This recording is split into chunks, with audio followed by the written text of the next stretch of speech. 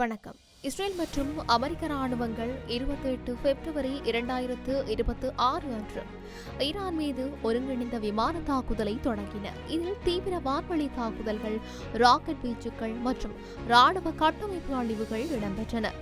Tehran, ஈரானின் பிரதான நகரம் உள்ளிட்ட பல இடங்கள் மீது மிகப்பெரிய பாய்மான தாக்குதல்கள் நடந்தன. இதில் அரசு அமைப்புகள், ராணுவ கட்டுப்பாட்டு மையங்கள் மற்றும் உள்துறைகள் இலக்கு பிரதியாக கொள்ளப்பட்டன.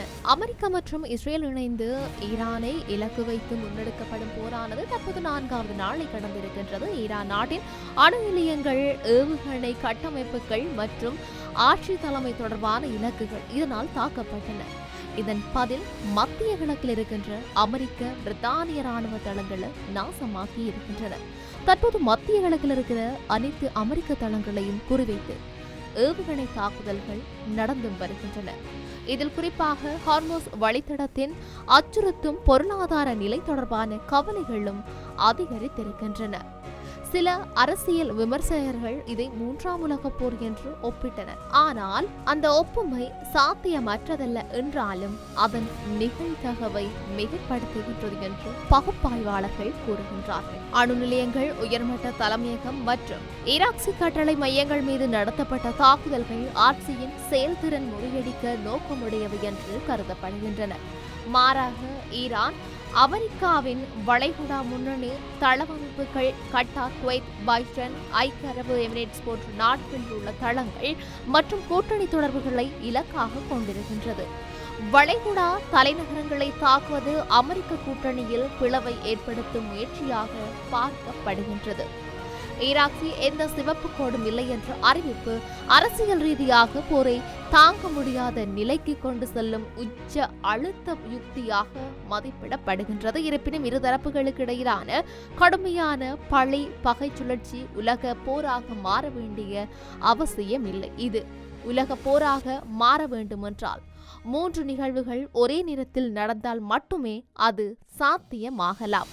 ஹோர்முஸ் நீண்ட காலமாக மூடப்பட்டு வளைகுடா எரிசக்தி விநியோகம் பாதிக்கப்பட்டு சீனா அமெரிக்க மோதல் தீவிரமாதல், ஈரான் அணு ஆயுத உற்பத்தி நிலையை அடைந்து பரவல் தடுப்பு ஒப்பந்தம் முறிவடைவது, அமெரிக்க படைகள் மத்திய கிழக்கில் ஈடுபட்டிருக்கும் வேளையில் சீனா தாய்வானின் நகர்வு மேற்கொள்வது அல்லது ரஷ்யா நேட்டோ எல்லையில் சோதனை முயற்சி செய்வது, இவை ஒன்றிணைந்தால் மட்டுமே பிராந்திய போர் உலகளாவிய மோதலாக உயர வாய்ப்பு இருக்கின்றது. இதற்கு 4 தடைகள் இருக்கின்றன. 1. பொருளாதார சுயநலம். அதாவது ஹோர்முஸ் வழியாக சீனா தன்னுடைய வளைகுடா எரிசக்தியின் சுமார் 60% இறக்குமதி செய்கின்றது. உலகளாவிய எரிசக்தி சந்தை சீர்குலைந்தால் அதனால் சீனாவுக்கே பெரும் பாதிப்பு ஏற்படும்.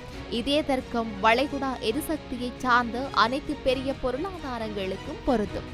2. கட்டாய கூட்டணி இல்லாமை. 2026 ஜனவரியில் ரஷ்யா, சீனா மற்றும் ஈரானிடையே கையெழுத்தான மும்முனை ஒப்பந்தம் பரஸ்பர பாதுகாப்பு உடனடியாக இல்லை. 1914 இருந்த கட்டாய இராணுவ ஒப்பந்தங்கள் போன்று தானாக போரை தூண்டும் அமைப்பு இதில் இல்லை. 3. அணு தடுப்பு.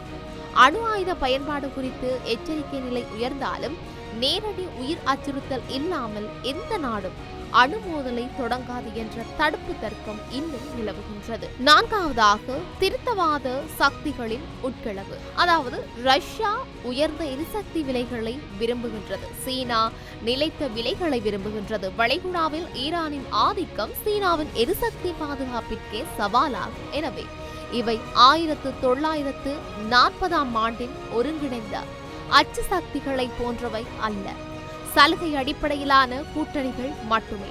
இந்த மோதல் எரிசக்தி சந்தைகள், அணு பரவல் கட்டுப்பாடு மற்றும் சர்வதேச கூட்டணிகளில் தாக்கத்தை ஏற்படுத்தும் என்பது உறுதி. ஆனால் ஒரு பிராந்திய போர் தானாகவே உலக போராக மாறிவிட்டது. இப்போது கேள்வி உலகம் முடிவதா என்பதல்ல. இந்த 4 பாதுகாப்பு கட்டுப்பாடுகள் சோதனைக்கு உள்ளாகும் முன் போரை நிறுத்துவதற்கான தூதரக முயற்சிகள் வெற்றி பெறுமா என்பதே முக்கியம் என்றும் சுட்டிக்காட்டப்பட்டும் இருக்கின்றது. இப்படி இருக்க மத்திய கிழக்கில் யுத்தம் தீவிரமடைந்திருக்கின்ற நிலையில் இஸ்ரேலின் பல பகுதிகளை இலக்கு வைத்து ஈரான் பாரிய ஏவுகணை தாக்குதல்களை நடத்தியிருக்குது. இதன் காரணமாக இஸ்ரேல் முழுவதும் பதற்றமான சூழல் நிலவுவதோடு மக்கள் பாதுகாப்பான இடங்களை நோக்கி விரைந்திருக்கின்றார்கள். இஸ்ரேலிய உள்நாட்டு பாதுகாப்பு பிரிவினரால் இஸ்ரேலியர்களின் தொலைபேசிகளுக்கு குறுஞ்செய்திகள் அனுப்பப்பட்டிருக்கிறதாகவும் செய்திகள் தெரிவித்திருக்கின்றன. நாட்டின் மத்திய மற்றும் வடக்கு பகுதிகள் உள்ளிட்ட பெரும்பாலான இடங்களில் மக்கள் உடனடியாக பதுங்கு குழிகளுக்கு செல்லுமாறு அறிவுறுத்தப்பட்டும் இருக்கின்றார்கள். ஈரானில் இருந்து மேலும் ஏவுகணைகள் ஏவப்படும் என்று இஸ்ரேல் எச்சரிக்கை விடுத்தும் இருக்கின்றது. ஈரானிலிருந்து ஏவுகணைகள் ஏவப்பட்டுள்ளதாக பாதுகாப்பு அமைப்புகள் அச்சுறுத்தலை தடுக்க செயல்பட்டு வருவதாக இஸ்ரேல் ராணுவம் தெரிவித்திருக்கின்றது. பொதுமக்கள் பாதுகாப்பு முகாம்களுக்குள் நுழைந்து புதிய அறிவிப்பு வெளியாகும் வரைக்கும் அந்த இடத்திலேயே இருக்குமாறு கேட்டுக் கொள்ளப்பட்டிருந்ததாக ராணுவம் தெரிவித்திருந்தது. பாதுகாக்கப்பட்ட இடத்திலிருந்து வெளியேறுவது வெளிப்படையான உத்தரவை பெற்ற பின்னரே அனுமதிக்கப்படும்.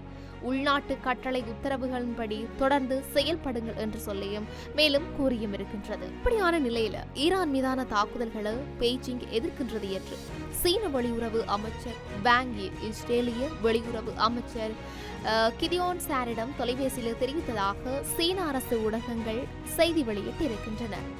தெஹ்ரானின் நெருங்கிய கூட்டாளியான பெய்ஜிங் போர் நிறுத்தத்திற்கு அழைப்பு விடுத்துள்ளது மற்றும் கமேனியின் கொலையை கடுமையான மீறல் என்று சொல்லியும் கண்டித்தும் இருக்கின்றது.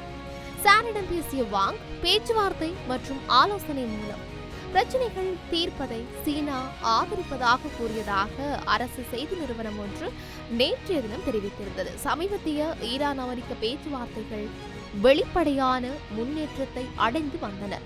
துரதிருஷ்டவசமாக இந்த செயல்முறை தாக்குதலால் தடைப்பட்டுள்ளது என்று வாங் கூறியும் இருந்தார்.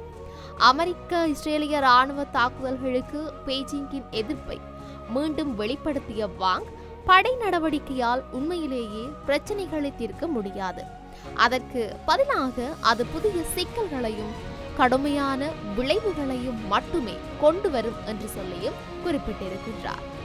மோதல் மேலும் பரவுவதையும் கட்டுப்பாட்டை மீறுவதையும் தடுக்க இராணுவ நடவடிக்கைகளை உடனடியாக நிறுத்த வேண்டும் என்று அவர் வலியுறுத்தியும் இருக்கின்றார். இப்படியான நிலையில் போர் பதட்டம் நாளுக்கு நாள் அதிகரித்துக் கொண்டே இருக்கின்றது. பல உயிர்கள் காவு கொள்ளப்பட்டு கொண்டே இருக்கின்றன. பல உலக நாடுகள் கதிகலங்கி போயிருக்கின்றன. இந்த போரினுடைய முடிவு எவ்வாறு அமையப் போகின்றது என்று பல மக்கள் ஏங்கியவாறே இருக்கின்றார்கள். பலர் தங்களுடைய உறவுகளை இழந்துவிட வாழுகின்றார்கள். இப்படியான இந்த கட்டத்தில் இந்த போரினுடைய நிலவரம் எப்படி அமைய போகின்றது, இந்த போர் எவ்வாறு முடிவுறப் போகின்றது, எப்போது முடிவுறப் போகின்றது என்பது பற்றியெல்லாம் பொறுத்திருந்து பார்க்க வேண்டிய ஒரு கட்டாயத்தின் மத்தியில் தான் நாங்களும் இருக்கின்றோம். எனவே என்ன நடக்கப் போகின்றது என்று நாங்களும் பொறுத்திருந்து பார்க்கலாம். மீண்டும் மற்றும் ஒரு பதிவினூடாக சந்திக்கலாம். வணக்கம்.